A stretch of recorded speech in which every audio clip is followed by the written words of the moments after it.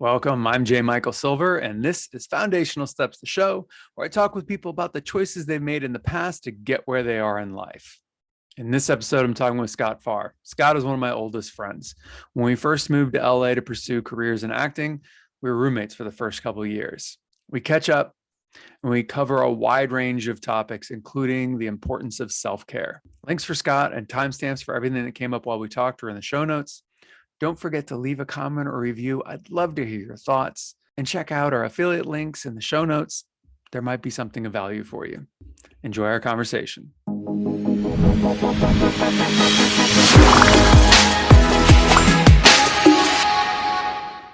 All right, welcome. So it's always funny when I hit record because part of me kind of feels like, you know, that old thing being on a set where it's like you're rolling, so you've got to be perfect now. Yep. So red light's still, on now. Yeah, so it No still going plays in the back. back of my head like, wait, what Yep. what are we about to do? All right, so Scott, we've known each other for 24 years, I think we figured out roughly. Yeah, going on 25. Yeah. So it's been a long time. So let's find out what we don't know. This should be fun. Right. And so I kind of gave you an idea of what my first question is, just to kind of kick things off. So I want to take you back, just whatever your earliest memory would be, or what you think of when you think of like being alive, being conscious, and saying, okay, this journey of life, I'm doing this, like Yeah. I'm here. So Yeah. what do you recall? Great question. First of all, it was ironically when I met you in LA to go apartment hunting, having no idea of what it was. So it was actually you and your parents, and you guys were already in the process of it. I jumped in and tagged along, and we went to the Bluffside on in River, Studio City. yeah. River, it was off of, like, it was Riverton and Bluffside, like exactly. at the dead end. Exactly. Studio City, yeah. We went to one, and it was and we went up on it's kind of like a rooftop thing. I forgot what they had, a gym or something up there. And then we ended up across the street. That's the one we ended up going with it. But it was when we were up on that rooftop, and it was you and your mom were talking or something, and your dad and I just started talking, and he said, "Wow, you guys are really doing this, huh?" And it hit me like a ton of bricks. I was like, wow, I guess we are really doing this. There's no turning back now, you know? And I think that place, looking back on it now, it's hilarious, but I think that place might have been like $1,700 a month or something like that. And I'm like, how the hell are we going to come up with $1,700 a month? You know, it's probably $4,000 a month now, but oh yeah, you know, I mean, maybe not that much, but yeah, I mean, yeah, something like that, 16, 17, 18, yeah. somewhere in there. It was a 1-bedroom. Mm-hmm. And you decided that you just wanted to take the living room, and my grandfather gave us, which is a whole nother story. I don't know that we need to go there. My grandfather gave us a pull-out couch, which we had to drive down to pick up to Laguna Niguel to pick up. I don't know that you ever pulled the couch out and slept on the bed, though. I feel like you it was made just the couch. Yeah. That was my bed. It was a nice bed too, but it was like too much work. It was like, nah, I'm just gonna sleep on the couch. No, but that was the first time where it was like, okay, there's no going back now. Yeah. And it was completely out of my element, completely out of my comfort zone. And it was, okay, now sink or swim. We are, 2,000 miles away from any sort of connective, tissue, being like our support system or anything like that. All we had was each other. And God, we hadn't seen each other in a year or two at that point, I think it was. I don't know if it had been that long. I would, because no, it couldn't have been a year or two. It had to have been like 6 months, and it just felt like a long time because because we only met a couple years earlier than that. Yeah. So it was like one of those things where we had the same agent in North Carolina, in Wilmington, and Ray, was that his name? Ray. I haven't thought about Ray in probably 20 years. I can't believe I remember that. Alive. It all fell into place like it was supposed to. I remember speaking with them, and they're like, "Hey, Mike's out there." I was like, "Really?" I'm like, "Yeah, I think he's looking for a place to stay." Like, cool. Called you up, and it was like, "Yeah, we're doing it today." Yeah. Jumped in with you guys, and we found that in a few hours or whatever. And then you were staying with Sheldon at the time, right? You were crashing on his couch or something? Down in downtown LA. Downtown, like right near USC. So definitely wanted to get out of there. But that was it, man. And there was no we were working without a net.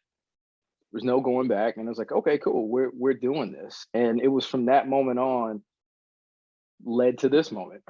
I mean, everything before that did also, but that was the moment. Let's just for shits and kicks, right, because I think it's kind of interesting. I mean, you grew up in Charlotte, North Carolina. You were a basketball player, but you were a walk-on at UNC Wilmington, right? That's why you went there. Correct. Yeah. Because did you try to go someplace else for basketball? No, I went to another school my first year, but something kept leading me down to Wilmington, and now obviously looking back, I know why. We wouldn't be sitting here right now if you didn't go to Wilmington. No, and so sports was my life up until then, and it wasn't until later on. Well, I achieved that and was like, okay, you know what? That's cool. Now what's next? I want to be a college student. I want to see what's going on. I know, had no clue, like most college kids, what you want to do afterwards. Met you on a photo shoot. Yeah. And we clicked and became friends. And then I remember you telling me then, like, hey, next step is New York or LA to really make this thing work. And the wheels kind of started turning. And then God bless Ray and everything like that, and had a chance to go. So it's my fault. It's your fault. I had a chance to go to New York for to look at some like modeling agencies and stuff like that, and then realized that's when it kind of clicked. Like, okay, maybe we can make a career out of this, and kind of see where it goes. And North Carolina doing some smaller things back then. Yeah. You kind of get your feet wet, and you either love it or you hate it, or you leave it alone. And for me, I started to love it. And then starting off though, athletics was it. Like growing up, like that was the end all, kind of be all. But that's also how you got your first commercial too. I mean, true. The Minute Maid commercial you did was it was because you were a good basketball player. Yeah, ironically, it was, which was again like worked out how it's supposed to. But man, first of all, you find out very quickly entertainment and any sort of athletics are it's very similar, right? Yeah. Very, very, very similar. There's a lot of similarities, just maybe different nuances, but especially nowadays, like the line between entertainment and sports has blurred to where you can't tell which one's which, right? Oh yeah. But your question that you asked first is, I think that's a very poignant and extremely it's a thought-provoking question that you can go a lot of different ways with, but it's one, I guess everybody has that moment, right? I guess that's the point. Everybody has that moment where you start to realize, okay, this is where it really, really started. And what's, now that you say that, I'm ironically thinking about, I have a book that I have of all sort of different quotes and just life lessons and stuff that I started for my kids, right? And so are these just things that you've been collecting, or are these things that you're writing, or a combination? Combination of them. It started before EJ was born, and just things, if I wasn't around, I'd want him to know. you know, and things that I learned along the way the hard way. Essentially what your podcast is. Yeah. Essentially what that is. Like, you know, wishing that I had that then, right? So now he'll have Uncle Mike's podcast, but you know, when that's when he's not listening to that or watching that, I wanted him to have, you know, just stuff that he could refer to, right? I envision him going off to school or going off to whatever he's gonna do, the moment where he's 2,000 miles away looking for an apartment, you know. I want him to have across the globe, maybe. Who knows? Across the globe. Yeah. Just to have some, you know, stuff to refer back to. And this question is going to definitely go in there. So I've kept it going. Obviously he's 7 now, believe it or not. He'll be 8 in September. So that's crazy. I've kept it going and added to it, you know, almost 9 years now, like along the way. And every time I hear something, read something, see something that, or experience something that I'm like, I wish I had turned left instead of right. I'm giving him the information so at least he has it and he can take it in and accept what he wants to or reject what he doesn't. Because again, that's essentially what the work that you're doing here and doing now, you know, is giving people, you know, that sort of blueprint, if you will, that, you know, you and I didn't really have. So yeah, I mean, I think that blueprint is kind of I love that word because, you know, for when I was in high school, I was thinking, you know, engineering because I tested so high with, you know, math and science, and I like building things. So like everyone was kind of like, oh, you're going to do like engineering or, you know, something along those lines. And I had several classes with Mr. Adamasco, and I did mechanical drawing, engineering, design, different stuff. And we were always creating blueprints and, you know, creating those technical designs. And it stuck with me because of the precision, you know, this is going to become something. And then we build models. And imagine like the little house that we designed, we build a model. Well, imagine this could also be like the house you live in. Like, and that was like a real thing. And so blueprint to me, it's actually on my website for foundationalsteps.com, because blueprint to me is something that I think ties so closely into the idea of foundational steps. And like, you know, if you don't have down on a pretty highly technical level what you're trying to accomplish, and not that you can't change it often, you know, and drastically, but if you don't have an idea down, then it becomes a lot more difficult to get where you want to be.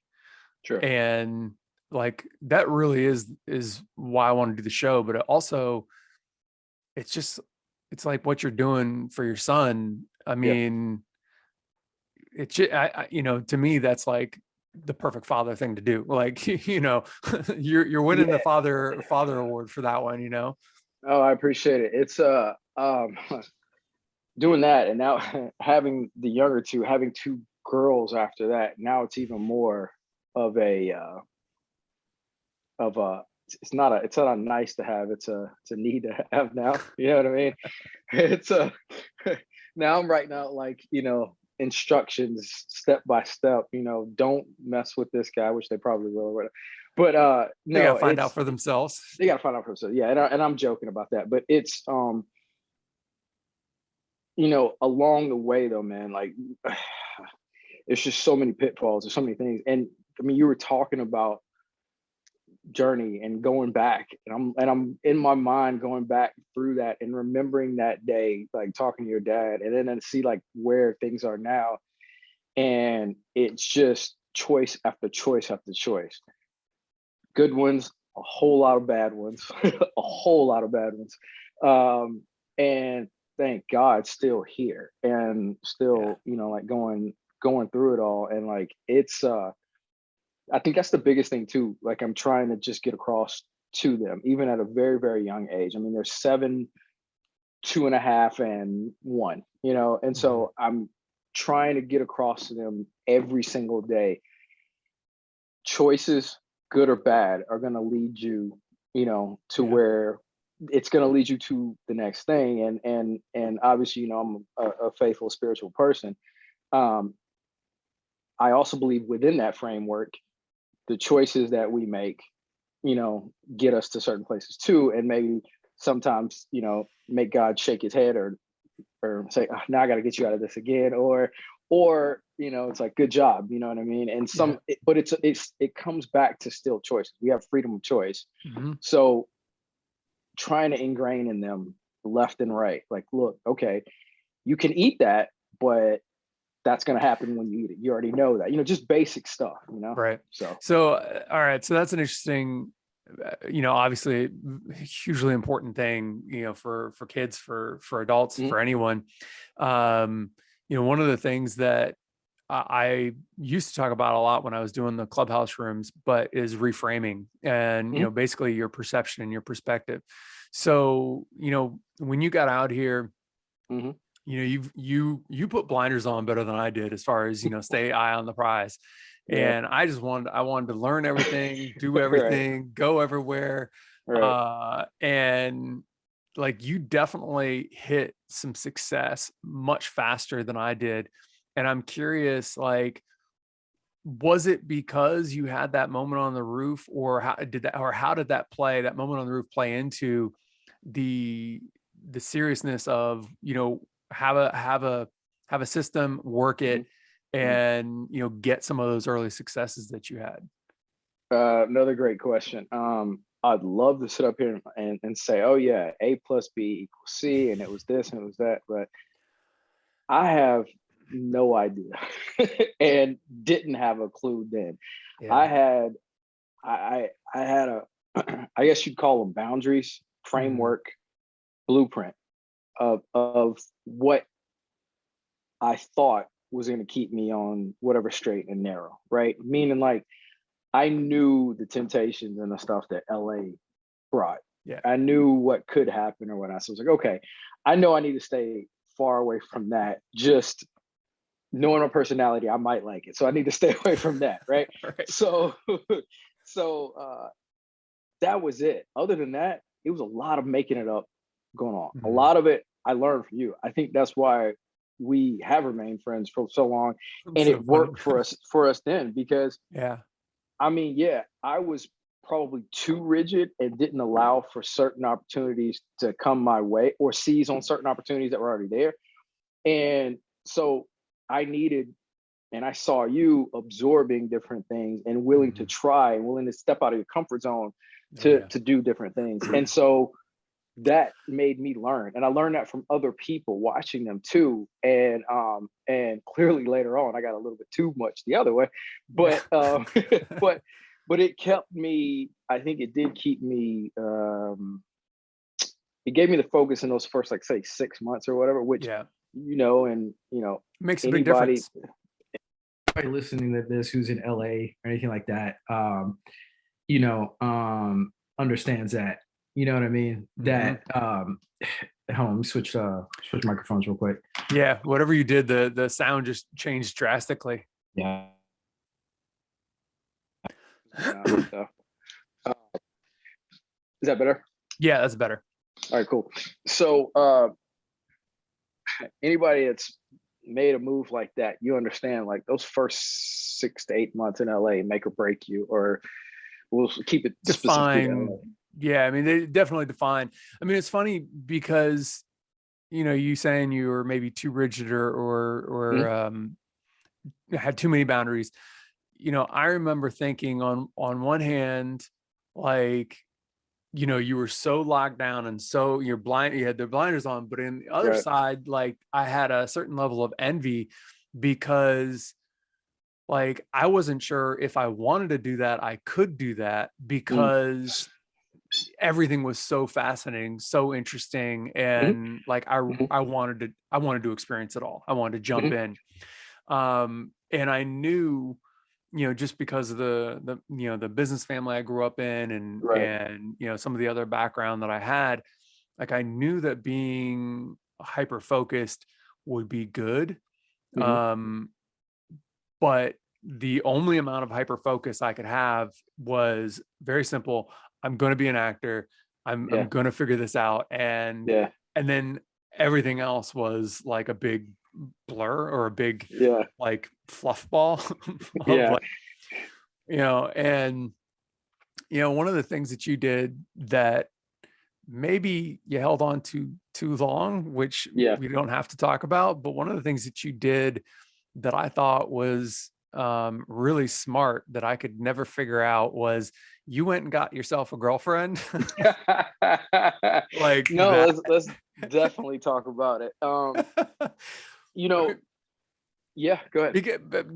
That really did give you a focus and reduce the amount of distractions you had exponentially, at least for a period of time.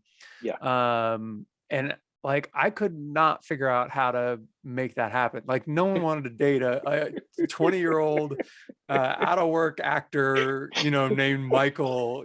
That was not happening. No, it was funny you said that.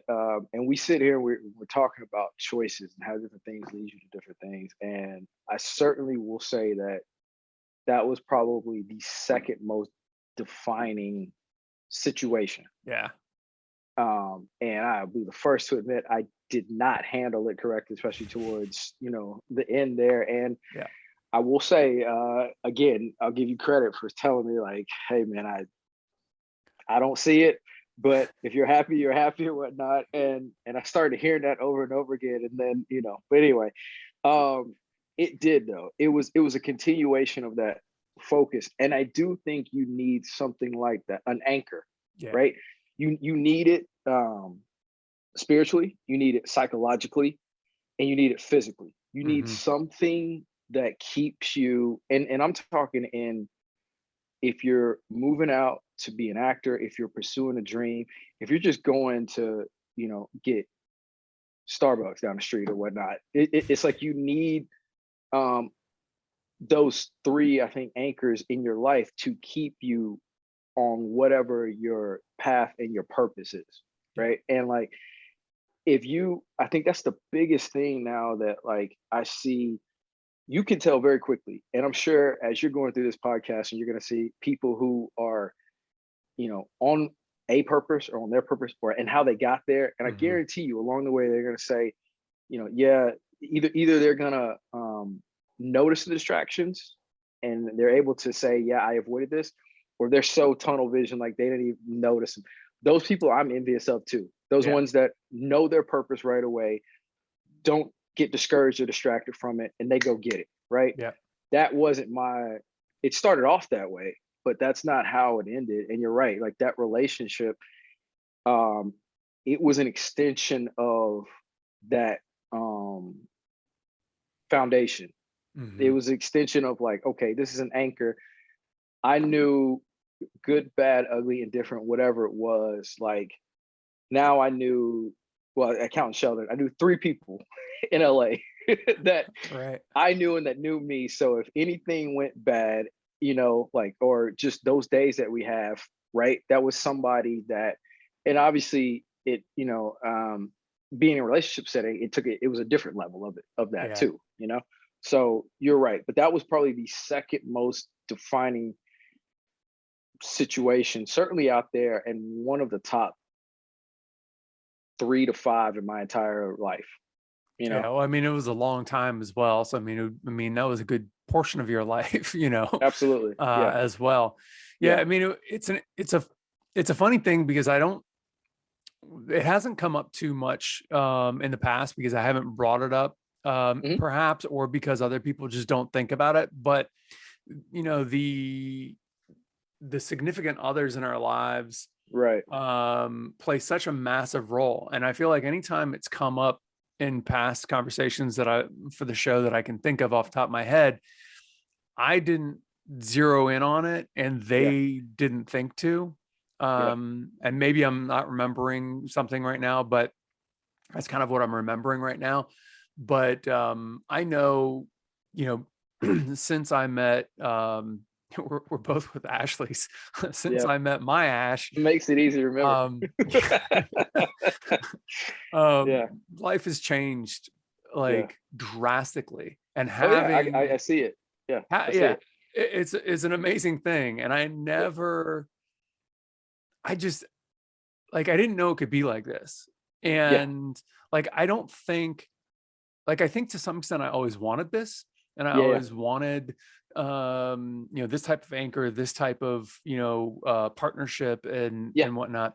But Yeah. I don't think I realized what it could do for me or how it Mhm. could help me or benefit me. I just thought, well, that's a relationship. I want that. You don't want to be alone. Mhm. Mhm. But so this, this, so no easy way to ask this, Mhm. but like, how, like, one of the reasons why I think I had a hard time, having a relationship longer than a few months, back in the day. Seeing my crash um and burn. well, it wasn't but that was a really long crash. It was. So It was a slow um train wreck. but I didn't, I watched my parents fight so much, when I Mhm. was a kid. I hated the idea that I was going to have like this contentious, Yeah. knockdown, drag out fight, these arguments and, Yeah. this emotional thing. And like, I didn't want that. And like, Mhm. I'm lucky now that both her and I, now are in a place where we know who we are, we know Right. what we're aggravated about, Yep. and we're really good at going, okay, I need to step back for a second. Right. Right. Right. Right. Right. Um, And not taking and offense to that. not taking offense. Right. This is just life. Right. Right. I screwed up. Yeah. Or we just had a misunderstanding. Yeah. You back up. And that way there's no fights, there's Yeah. no, crazy. So back then, Mhm. I feel like there were some moments. So how did you deal with fighting with her? Mhm. I don't want to name her Right.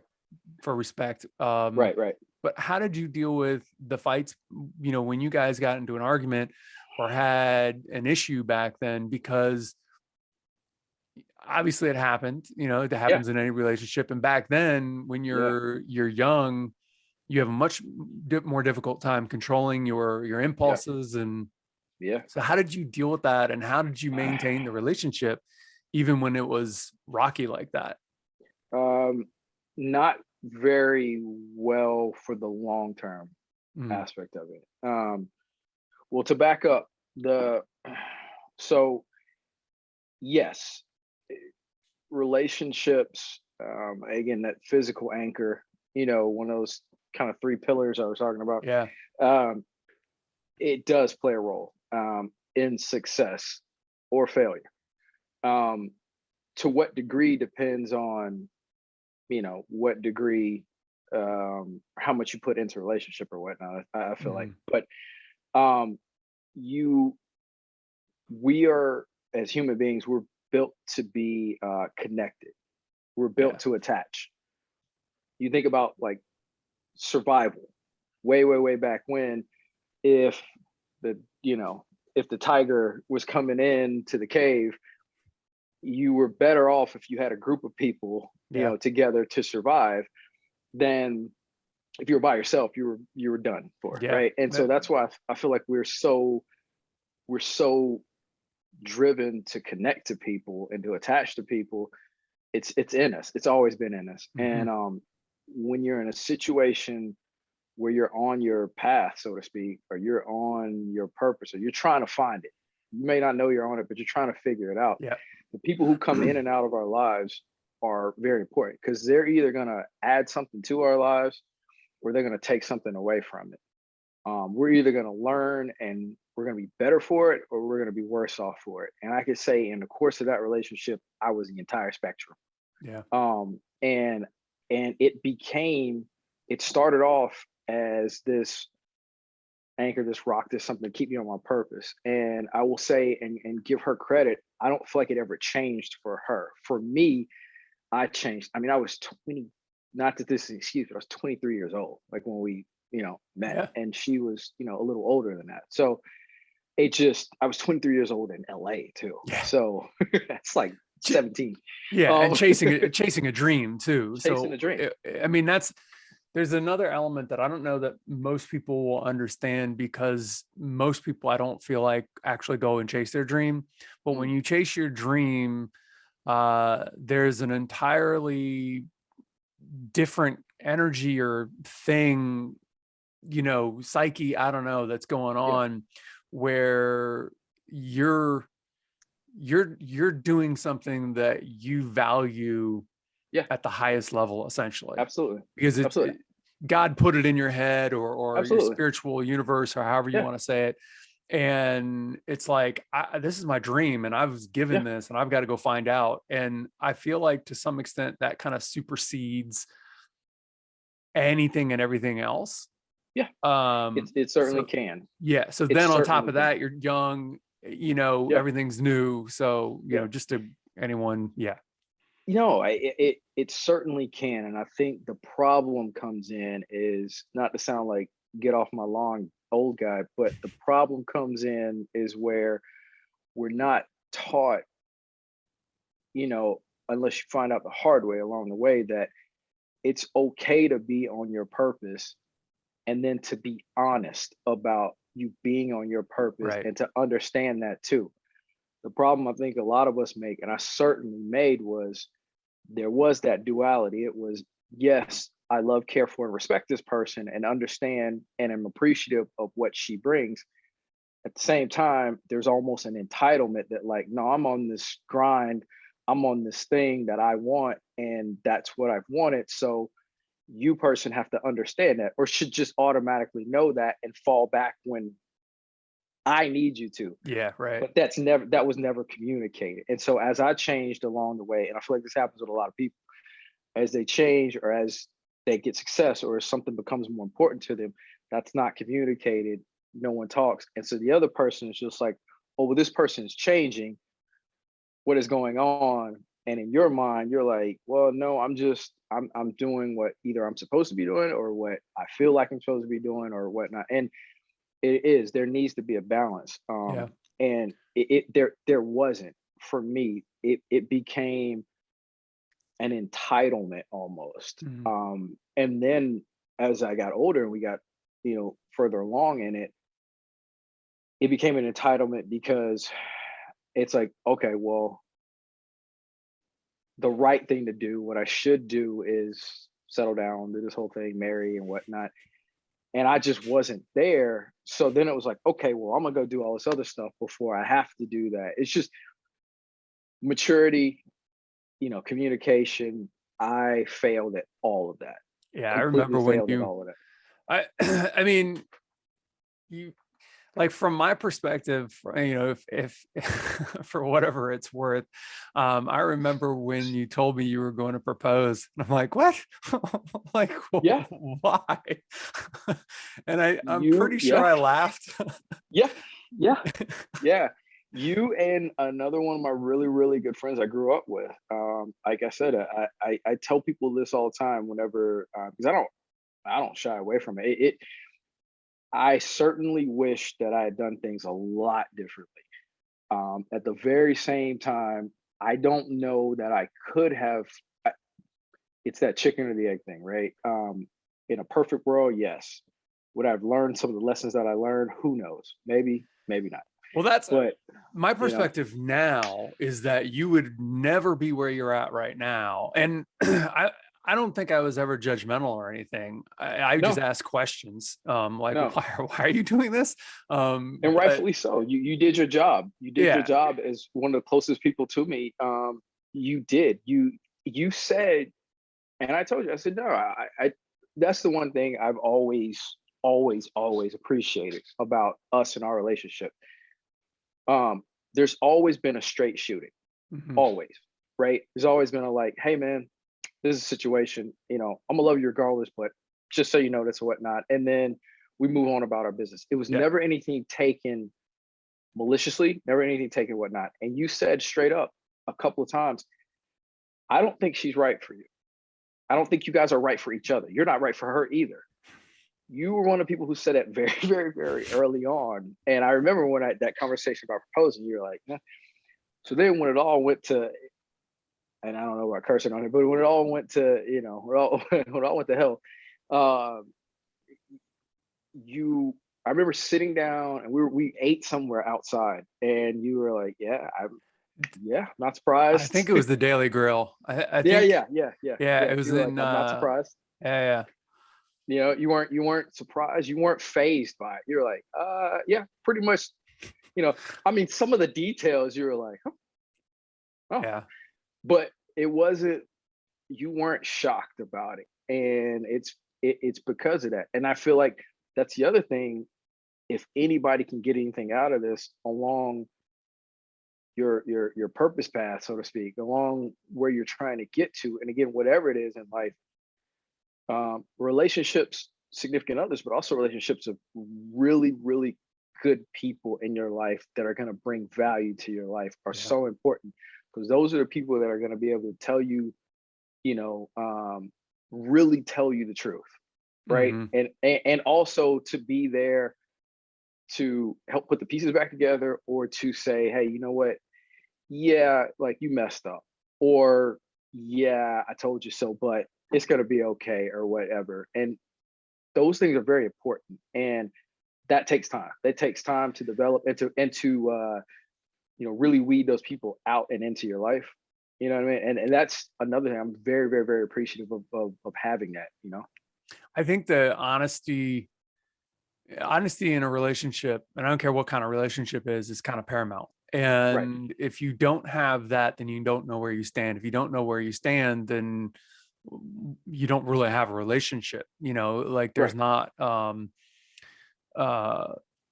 it takes away the anchor. It takes away everything that could be valuable. And I'll tell you, I don't know if you remember this or not, but I'll tell you the defining moment of our relationship in my mind, because this let me know what level of honesty we were having, which is part of the reason why it always confused me that you weren't more honest with your partner, with her at the time.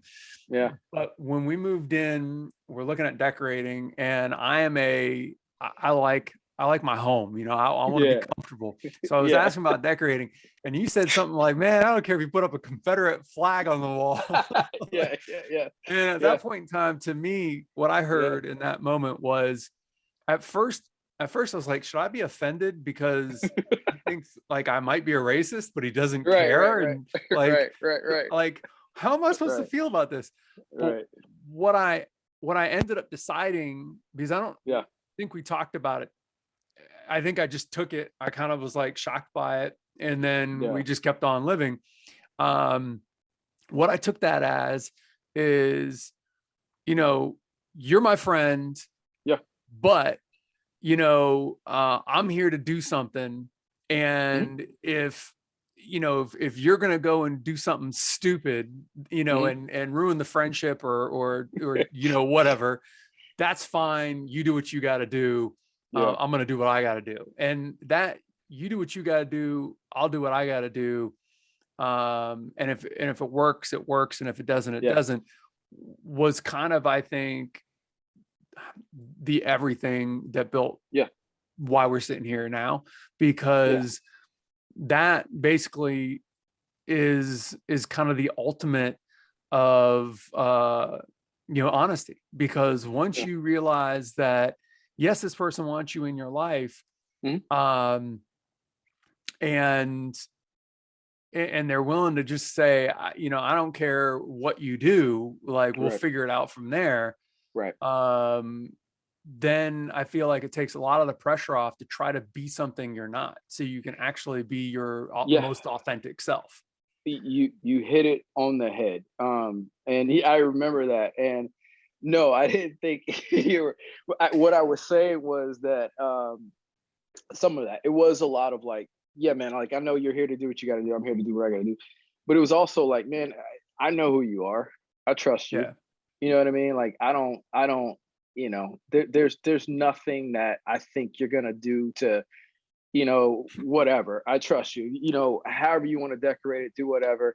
And it's funny because Ashley now she's the same thing. I mean, I think that's just part of like the nesting thing. She wants me to be included in the decisions about the house stuff, and I don't care as long as I have like my little nook cut out or whatnot, Right. man. I couldn't care less. Like I just don't. Like and she takes liberties with that. But anyway, but as most partners are gonna do.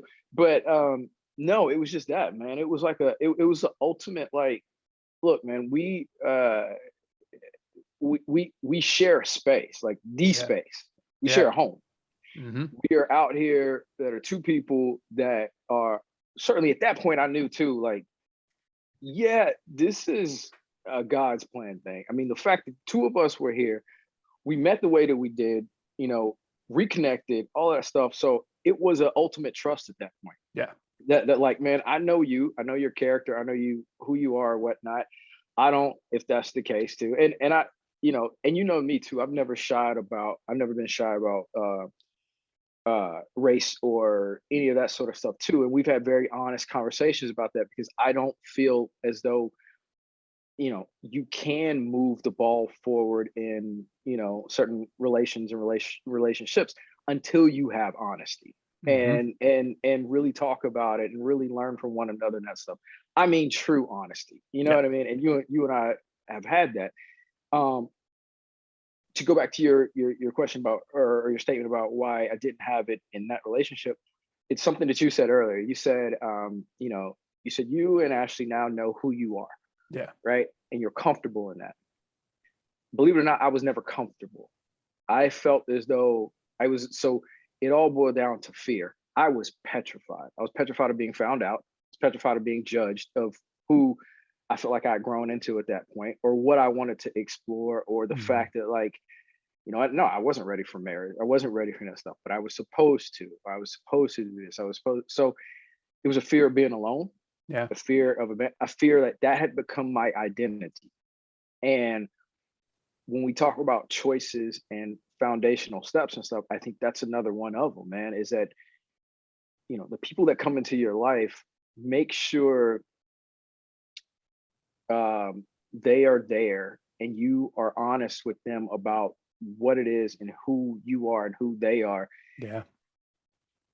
And be careful about that becoming your identity, right? Make sure you have your own identity, your own purpose. And that's not to say you're out here being some lone wolf who's just using people left and right. I think that's BS too. That's not it. But you do have to have a certain honesty. You have to be comfortable. And that does start within. And that's another thing we're not really taught a lot. So the one thing I keep drilling into, and I keep saying EJ just because he's the oldest, right?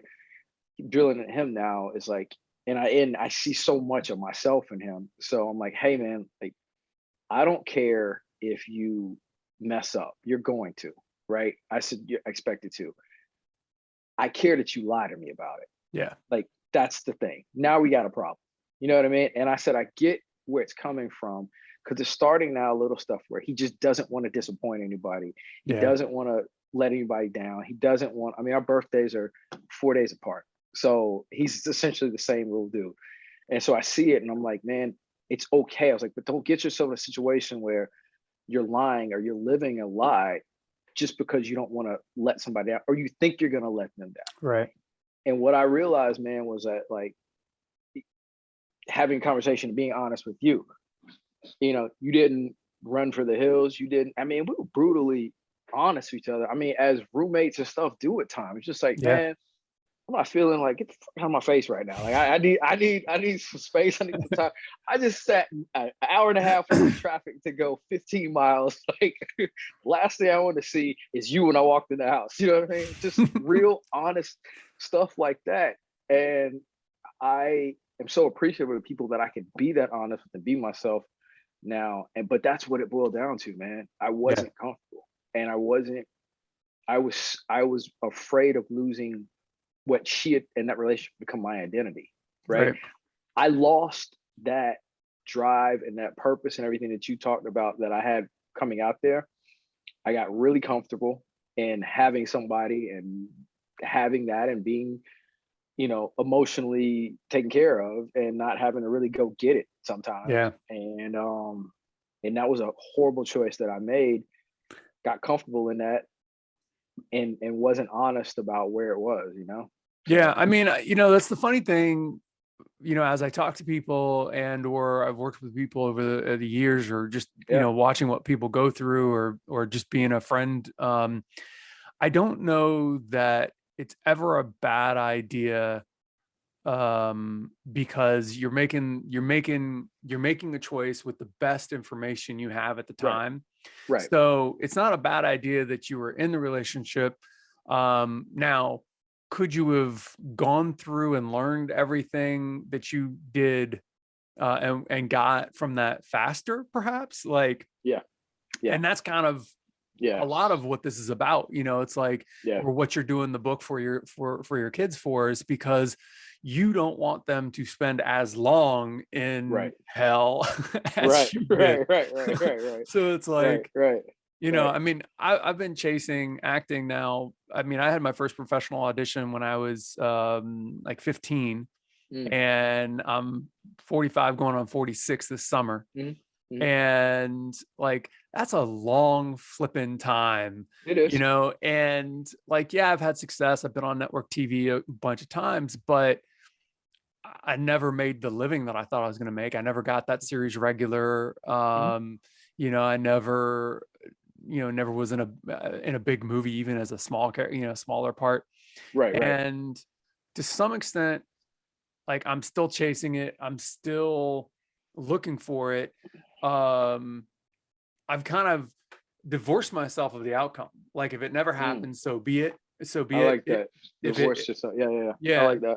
If it happens in a whole way that I never expected, so be it. But a lot of, if not all of my decisions in life have been made around the concept of me being an actor. And like, I don't want people to go through, like, I feel like this show is part of my bigger God's plan kind of thing. Absolutely. And I feel like, there's all kinds of things that I've been thinking and wanting to do for community, to create community, to make life easier for people, to help educate people. I've been thinking stuff for over 20 years, because I also started being a coach and a teacher when I was 15. So like, all of these things have coincided. My parents were both teachers before they became entrepreneurs. And so to a large extent, like, I just want to try to condense a lot of people's pain and suffering down. Okay, so great. You're suffering right now. Instead of suffering for another 5 years, let's see if we can get you, in 5 months, 6 months, to the next place. So just staying on track with the relationship for a second, and then I want to get back into the professional stuff. So obviously you're in a healthy relationship now. I'm sure there's still difficulties, as there are with any relationship. But do you think you could be in the relationship right now with 3 kids and making the life decisions you're making, had you not had that relationship with the other person that we were talking about? No. And again, I will say, until the day that I die, I so regret a lot of the things that went on. And I wish some people will say, oh, I wouldn't change a thing. And I'm like, that's a lie. I'd change a lot. I would change a whole lot. And I would be definitely a better person. Having said all of that, I certainly could not have been here now. And I learned, the biggest thing I learned coming out of that. And I remember, I think at the Daily Grill, we had that conversation, and you said you look lighter. Yeah. I remember that. And it's the same thing. I'm sitting here watching you now, and I hear you talk about your Ashley now and everything. And it's the same thing. Like, you look lighter. And I know what you mean. And it was. And I think I told you, I was like, man, there was a weight lifted, because when everything went down, not to get in all the gritty details, but when everything went down, there was an opportunity for me to get out of it and to for us to still repair it. And it would have taken a lot, but we certainly could have done it. And I remember telling you, like, man, I'm done. Like, and right, wrong, or indifferent, like, I'm done. And that's a very freeing situation. It's a very freeing thing. I felt free. And it was because I'm like, and I told you, I was like, man, going into anything else, like, if nothing else, right, wrong, or whatever, I'm gonna learn and I'm gonna grow, but I'm gonna be myself. Yeah. And chips are gonna fall where they may. And I've been that dude from day one with Ashley. And there's been bumps along the way. There's still, I mean, we have 3 very small kids together, 2 demanding jobs. We are living through, this world right now or whatnot. There are.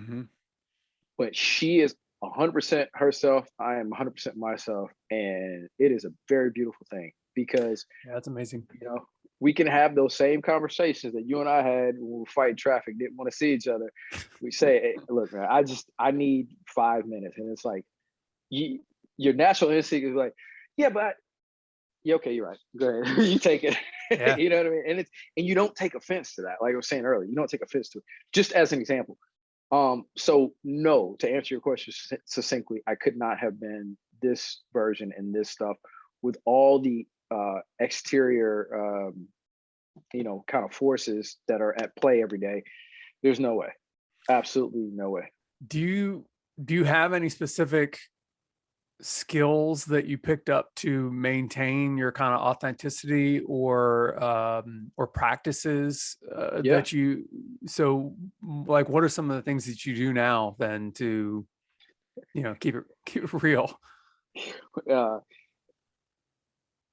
I personally, and I should say personally, I individually and us as a unit have spent more money on therapy in the last 6-7 years. Oh, wow.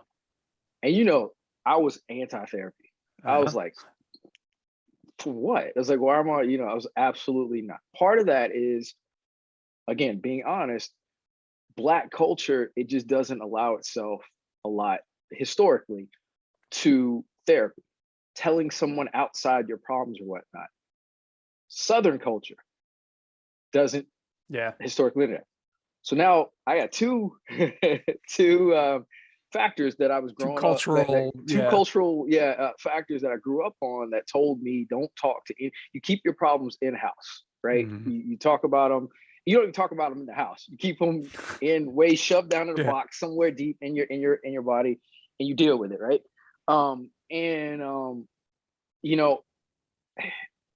I started to do a lot of therapy on my own. I certainly reconnected with God and reaffirmed my relationship there. So those 2 things are constantly, every single day. I read books. I listen to podcasts. I'm always on YouTube searching. There's a few people I watch that are psychotherapists for strictly relationships. There's just different things like that I feel like you have to have that reaffirming every single day of something. Again, especially in the space that we're in. I mean, anybody is in today. It is such a highly contentious time right now that contagious actually is the right word, but not in like the sense of like a physical contagion. It's a mental contagion. We have these ideas that float around, and from my perspective, most all of them are wrong. And not because there isn't fact, but because they're coming from the wrong place. They're coming from a place of win-lose, where one side has to dominate the other side. And I think all sides are wrong, because I mean, it's not how you have a successful relationship. So why the hell No. would you have a successful community or culture if that's what you're doing? So Yeah, great. Yeah, that's a really, really, really great point. It's so we found a really, I mean, just an awesome uh, marriage and family therapist back in LA. We still quarterly check in with her. Still, that's cool. monthly individual therapy. She has her person, I have my person, and we do that just as maintenance, right? Yeah. We're not taught. Your parents are educators. We're not taught that in school. Right. We're not taught. We're taught a bunch of stuff now that doesn't help us for life. Relationships, interpersonal relationships, are something that you have to deal with in life because, just like I said earlier, we're meant to be connected, right? So why are we not taught that from day one in school? Why are we not taught, some form of psychotherapy, right? Yeah. That a safe space. Why is it that when therapists are only there when something goes really, really bad? Yeah. And or for people who have a lot of money. Or for people who have a lot of money. Yeah. Exactly. So we are trying to proactively, when things are good, that's when we found we have the most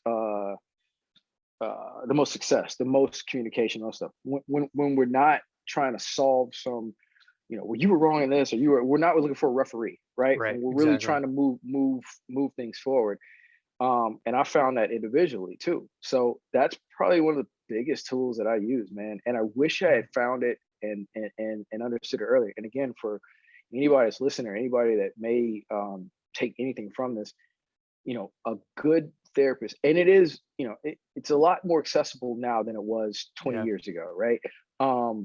But shop around, find a good one, just like you would a pair of shoes, like shop around, try them out. And when you find a good one, it is life-changing because you have someone that hopefully their whole purpose is to help you be the best version of yourself.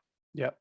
Just out of curiosity, what do you think? Because I don't think a pair of shoes is a good enough analogy for what you need in a therapist. I mean, I think it does the job in a, like a colloquial kind of, two friends talking, but what really is the, is it close to? Because I don't think it's quite finding a mate, because that's so difficult. And that's so hard. No. And I don't think it's necessarily even as hard as finding like a really close friend. No. But what is a better comparison for people, like if they are looking for, like, how do they gauge, like, and how much gauging do they need?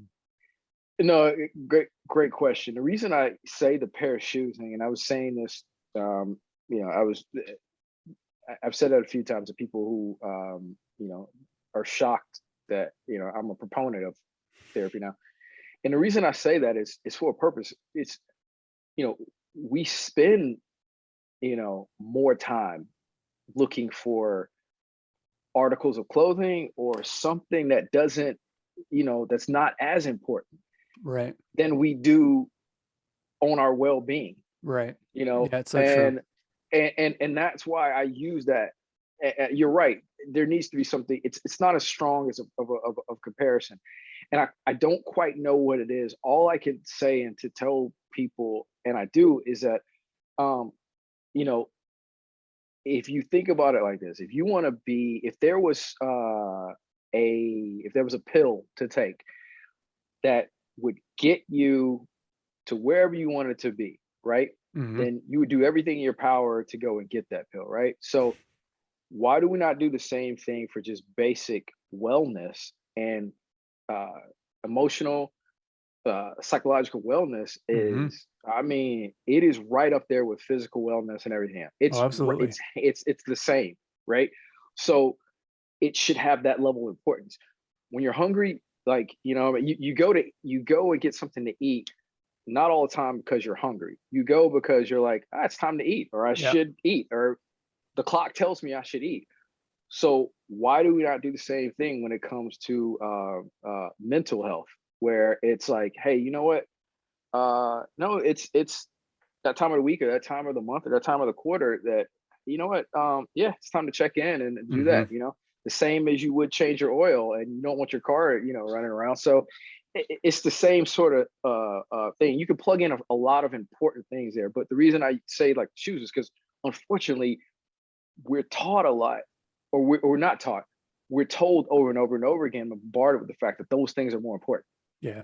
You know, those items or whatever we think are going to make us feel good and maybe give us a dopamine hit, for a little while, but it's shortly lived and it makes us in a lot of cases, worse off.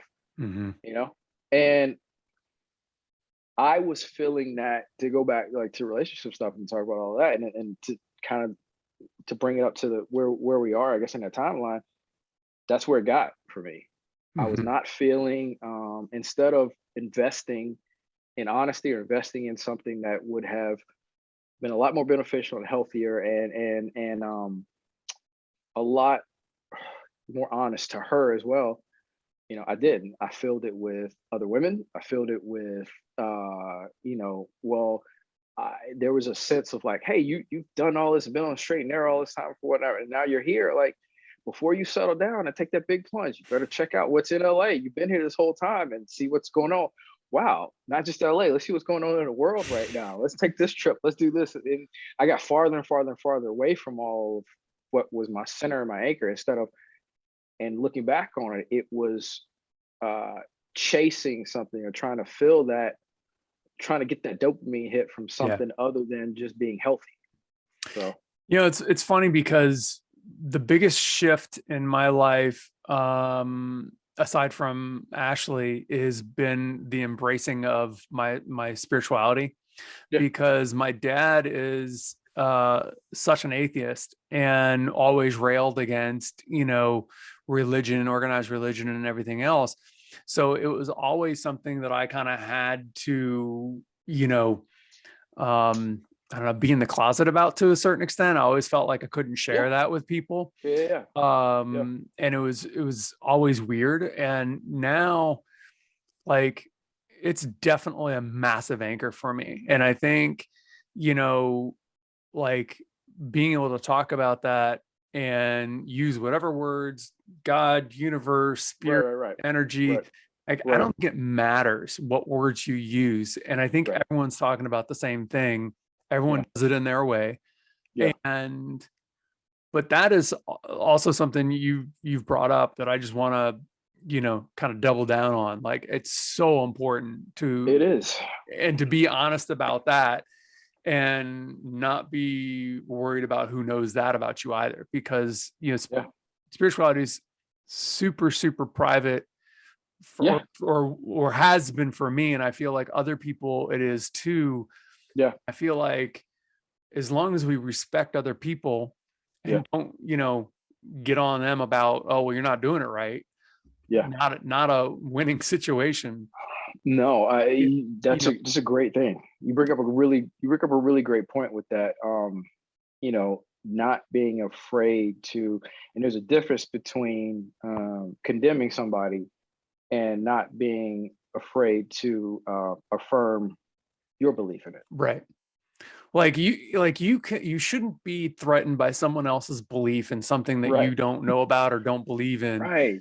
And if you can say, well, wait a second, I believe that there's a higher power, you believe that there's a higher power, then, well, maybe they're the same higher power, maybe they're not the same higher power, but who is that? Who am I to say whether that's the case or not? I mean, that just might give us, one more tool for the we're all connected kind of thing. We're in this together. I want to bring this up because you've brought up the the need for connection a couple times, and so I want to amplify one of my thoughts that I've been on for a bit. I read that book Tribes by Seth Godin, which is basically about embrace your tribe, find your tribe. And I read it, and there's a lot of good information in there, but it also kind of made me sick and angry. And what I it took me a few years to figure out how to say this, Articulate it. articulate Yeah. this. Yep. So we know that if, as an individual, you're in survival mode, if you get cornered against, the wall or something like that, you're going to fight, spit, claw, bite, whatever it takes to get out of that situation. If you feel trapped and this is your life on the line, you are going to do whatever it takes. Yes. And that's survival mode. And survival mode, to some degree, I feel like most people are in survival mode, unfortunately, because our society is designed to keep people in survival mode. Right. And so the tribalism, to me, is a group of people in survival mode. So a community, if you think about a community, like you think, oh, a happy community, they're getting along, like there's community events, there's businesses, there's dances or fairs or markets. Like I want to be a part of a community. Like you have like a positive, good thing. Everything's going great. Everyone's thriving. And you think tribe, you think, well, that's them over there. This is us over here. And, if you cross that tribe, like, you're going to get into an issue. And I feel like essentially, we have that need to connect. We figure out at a very early age, that we can't survive without mom or dad or both. And the more people we can have, the easier time we can survive. And then once you get out of that survival mode, you're like, oh, wow, this feels really good. I still want more people. But then all of a sudden your group comes up against another group, which is why I think The Walking Dead as a TV show is so popular. And then you go into survival mode as a group, as a group mentality. You are now in survival mode. And tribalism is nothing more than groups of people in survival mode versus the individual. And the way out of that is thinking about community and understanding that you're not threatened by them just because they're different. So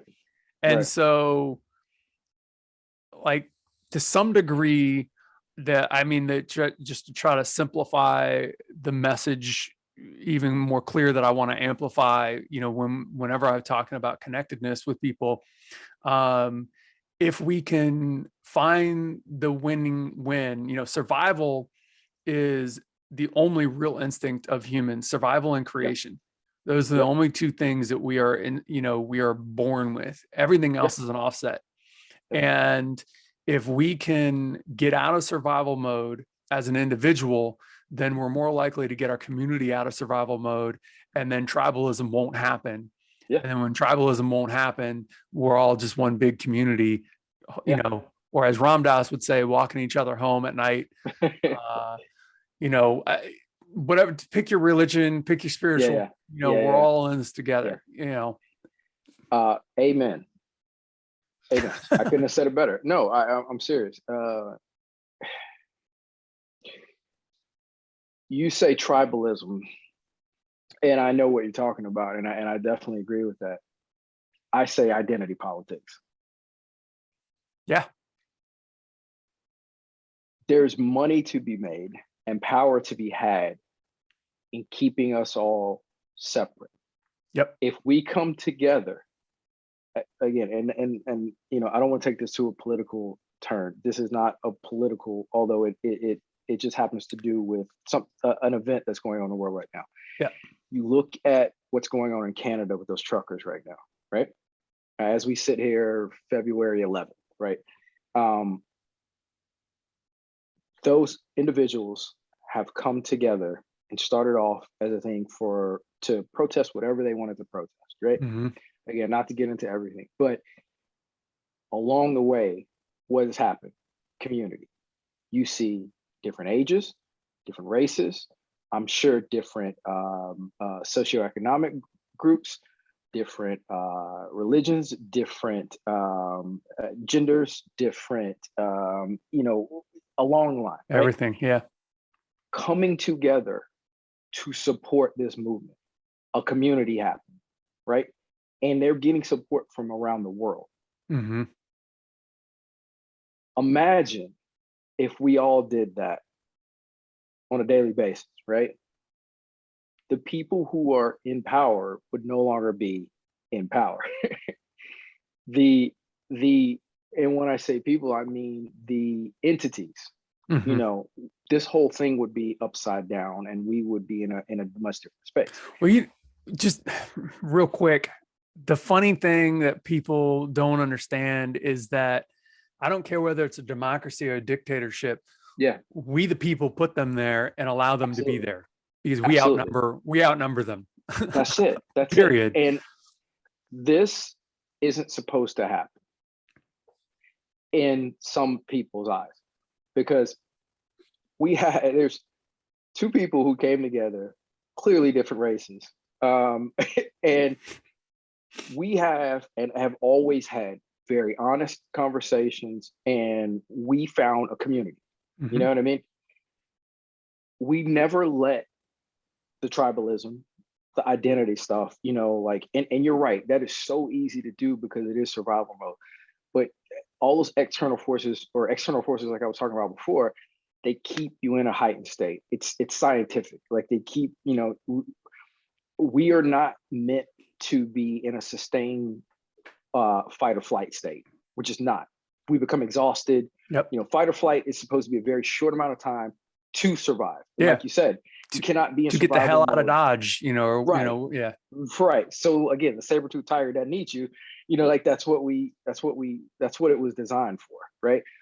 But we are bombarded with entities now that keep us in that, because it keeps us confused, keeps us fatigued, keeps us, you know, so our senses. So we can't come together like this and exchange ideas and have true dialogue, not surface level, whatever, but real down and dirty, like, you know, let's be honest and talk about this. And usually from that comes some sort of moving forward, right? Yep. So I'm 100% with you, and I couldn't have said it any better than what you did. It is very, very, very frustrating, and my heart goes out to it. And I don't know about you, and I'd be interested to know where you're at on it, what you did or what you are doing with your frustration, because I've gotten to the point where I haven't given up. No, I take that back. I've given up on some people, and some of them are, you know, some of them are still some of my very good friends. Some of them are in my family or whatnot. And what I've done is pour that energy and that frustration or that attention that I would have on trying to convey to certain people certain things. I do pour it into like trying to better my kids. Yeah, you know, trying to absolutely. move them along. I pour it into, you know, the relationship that Ashley and I have. I pour it into all of that, because I'm like, you know what, I can affect on a daily basis. That I can at least, because they see me, you know, every single day, and so we're, you know, we can have those honesty moments. But man, I'm interested to know like what you do with your frustration on it. I mean, some of it is this. I mean, this show. I mean, because you know, one of the other things, so I've got a friend of mine who was actually supposed to speak to later today, but we had to postpone because her roof's being done or something. So like the noise, she designed a logo for me, signifying one earth, same air and water. So whether we like it or not, and this has come up, I think this comes up first time in episode 3, which drops on this coming Tuesday. And I don't know if I've talked about it too much in other episodes, but I kind of want to start talking about it more and more. And you know, it's the conversation. It's the start of any conversation, any negotiation, treaty.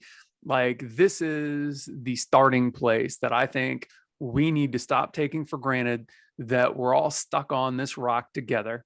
It's flying through space, or it's a flat piece of this, or, you know, whatever you believe. I don't care what you believe. We're stuck on this planet together. And we breathe the same air and we drink the same water, whether we like it or not. And we are no longer in a position to think of China as being so far away. or whatever country you're in, Right. or is the farthest Right, from, right. because we now know without a doubt that the Sahara Desert actually colors the Amazon rainforest, 100%. different continents. Yeah. And because the trade winds and everything else. So we know that we're breathing the same air, we're drinking the same water, we're on one rock. And if we just start there, stop taking that for granted, Right. and amplify that as the starting position for any conversation, treaty, whatever. Yeah. Companies talking to each other, CEOs, well, I'm not polluting my water. Yeah, you are. It's all the same. It's all connected. There's no way around it. Right. I feel like that's the number one thing that changes, because it doesn't matter what side you're on with the truckers. That's still a fact that community's happening, and it's around the world. And instead of saying, why are you on one side or the other, maybe we need to start finding out, like, why you're so angry, because most likely it's going to come from the information you're getting. And then once we figure out what's really making us angry, then we can get rid of it, which would be pretty much all the mainstream media. Like, 100% agree. Yeah, 100%. CNN, MSNBC, Fox News, AON, all the same thing. They're all lying. Yeah, they're all corporate entities. Our parents grew up in a time when the job of the news was not to make money. No, there's 3 channels, and those 3 channels were to inform. Yep.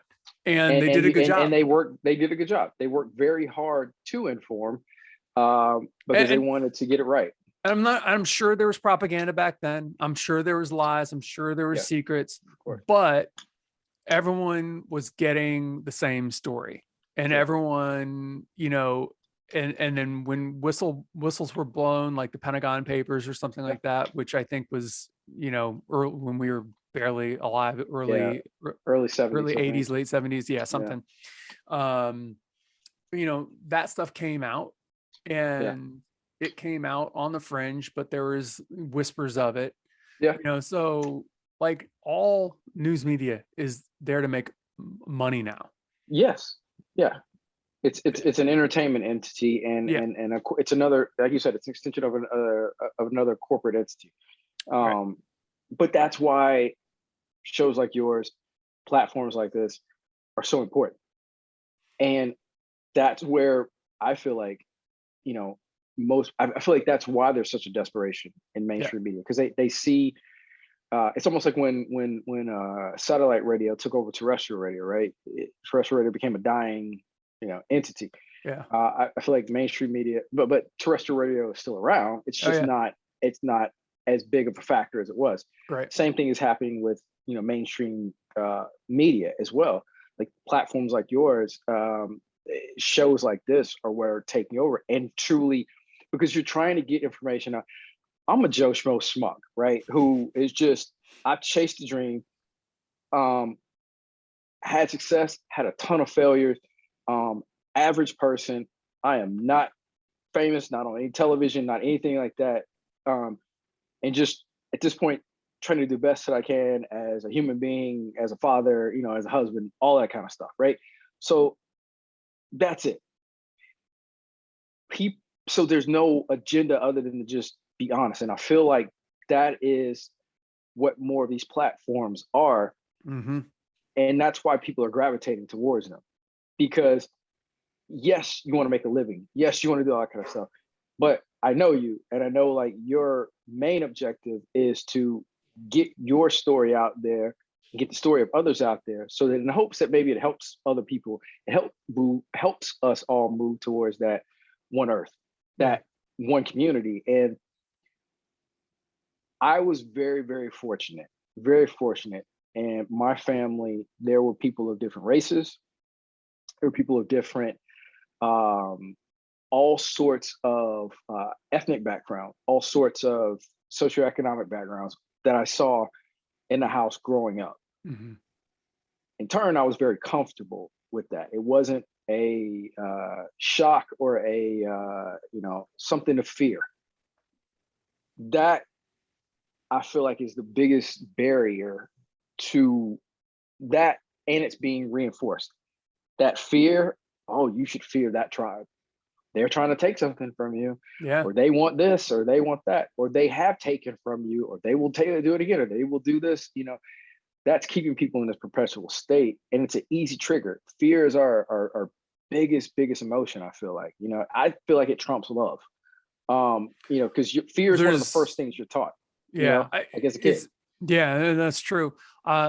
So I went to a therapist when my dad and I were having all our issues initially, and he wrote a book, and had been working with the prison system and juvenile prisons and adult prisons, and in his book he basically breaks down, and I've heard this from other places as well, you have the tree of love and you have the tree of fear, right? And if it's not coming from love, it's coming from fear, or vice versa, right? And the interesting thing about the tree of fear is there's 1,000 words you can associate with fear, Right. hatred, animosity, anger, frustration.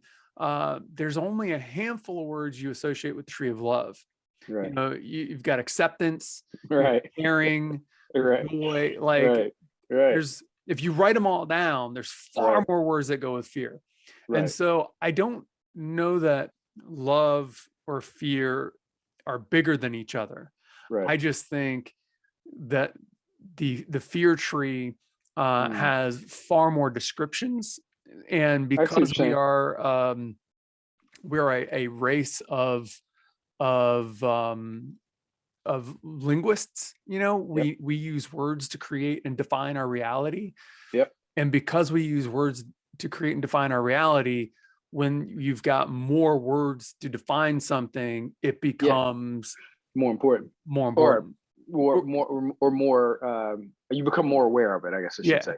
It's like Eskimos have, I think, like 100 words for snow or something like that. But it's just snow, because that's all they ever see. That's all they ever see. No, that's a great point. That's something I didn't consider, but that's a great point. Yeah, they are. There's a duality with them, right? It's two sides of the same coin. Instead of one being bigger than the other, I can certainly see that. It stems from that, though, I believe, and unfortunately, you're right. I'm so very proud of you. I want to say that before we end, before we do anything else, before we go on. And I mean that. I said that to you certainly off camera or anything, but I want to say it expressly on camera to your face. Like, I'm very proud of you for doing this.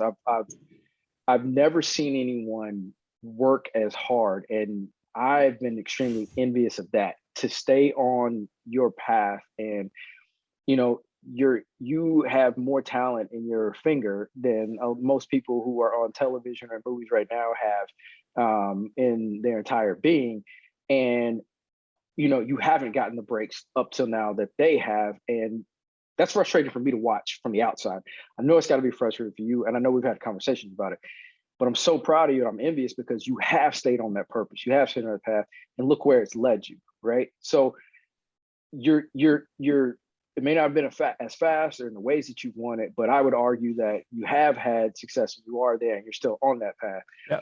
The second thing is, like, I'm extremely proud of you for that, first of all, because that's something I can, again, going back to, my kids, I can point to it and be like, look at Uncle Mike, look what he did, look who he is. Like, that's the person that you should follow, not necessarily something or somebody else.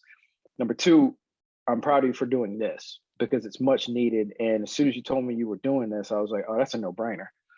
And that's why I feel like you found the level of response that you have just in a very short amount of time, because people who know you or just meet you for 5 minutes are like, that's an interesting dude. I want to hear what he has to say, or who he might speak to, or whatnot.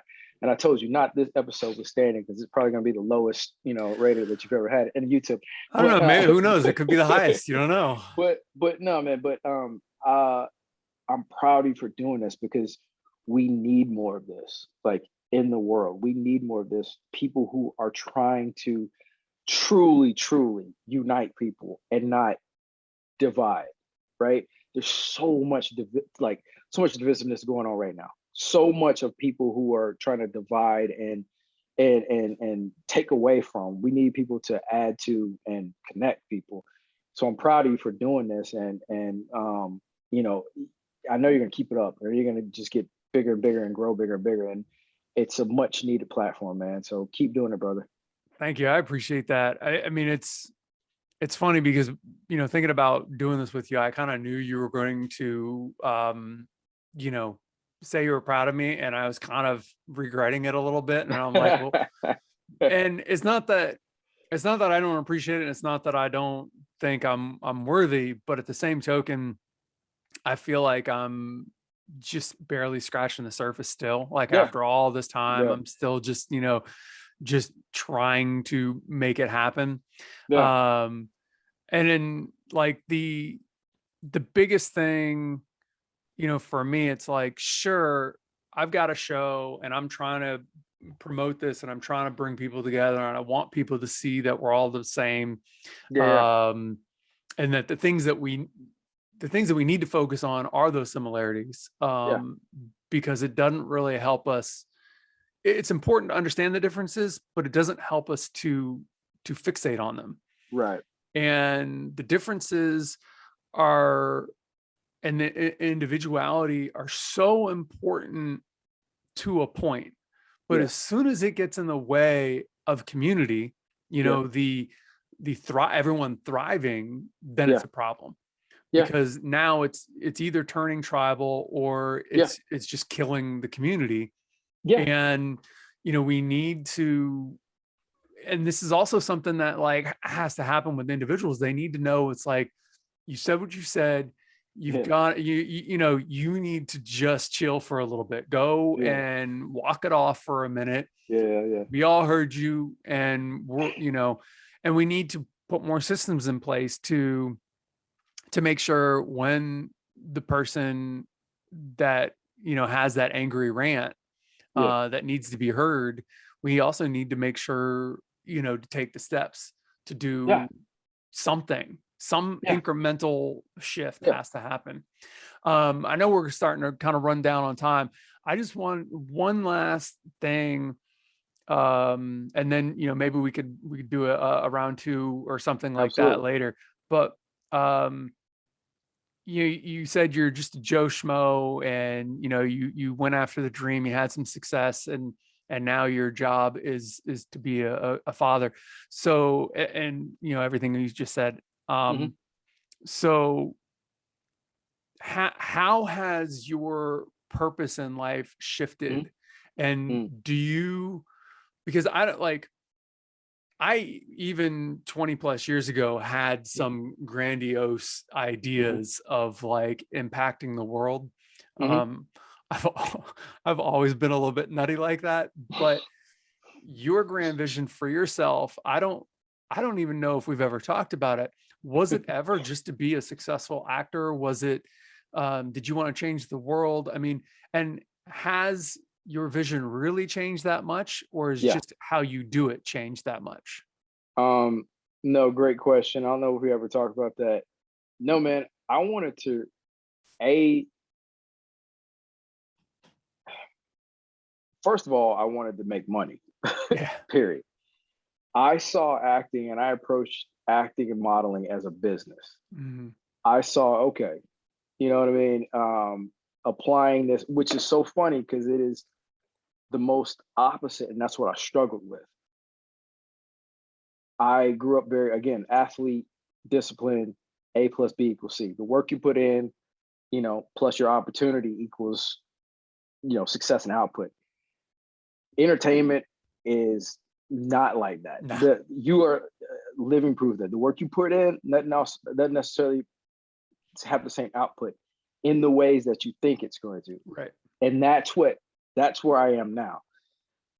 I was like, wait a minute, I'm doing this. Why am I not having the success? You know, if I, you know, don't do this, then I'm having success. It was a complete mind trip, right? Mhm. So it was that.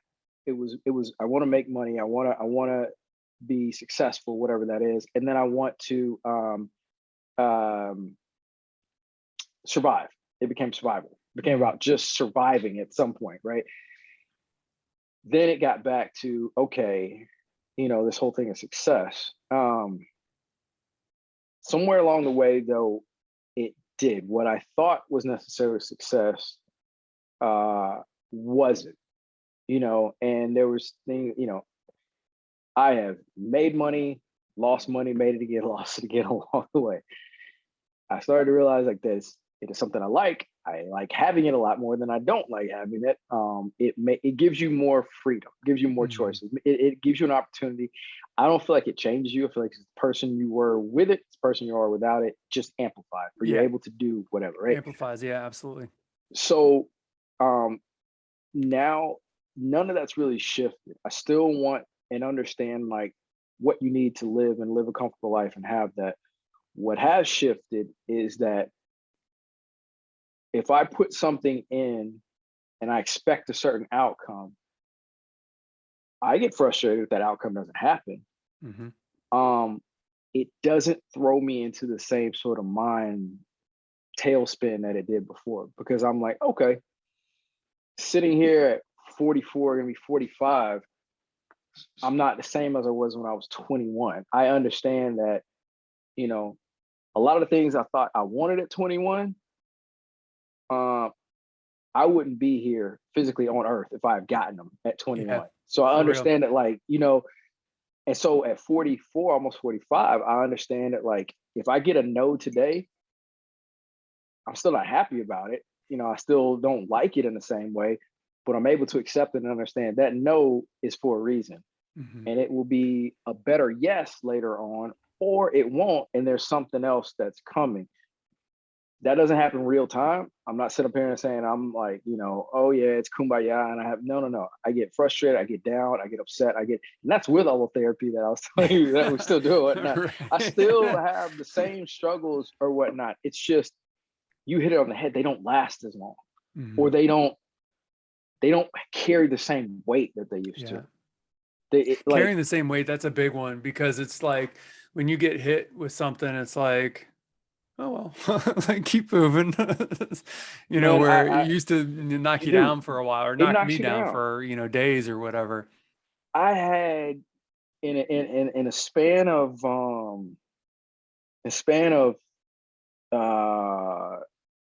probably 2 years, like we saw each other at EJ's 5th birthday, and then we moved back here 2 months after that, December after that, right? We moved back here Christmas Eve, December 2019. From that point till now, we had a 6-month-old at that point and a 5-year-old. We now have a 7-year-old, like I said, a 2.5-year-old, a 1-year-old. We've been through a global pandemic. Ashley's lost job. I've lost job. We have, gotten back and bounced back on our feet. I've had, in a very short amount of time,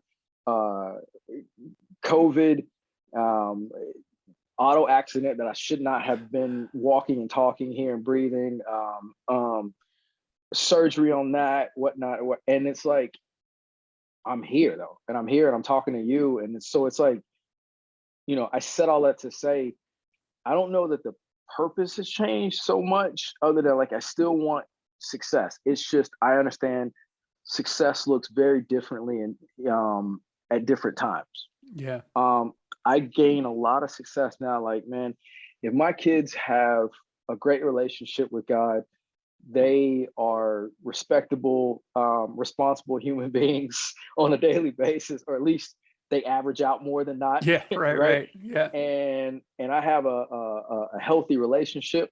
Notice I said healthy, not happy, because you're not gonna be happy all the time. But if you're happier more than not, and it's healthy, man, and I get to drink and sip on some good tequila every now and then and smoke a good cigar, that's a damn good day. Yeah.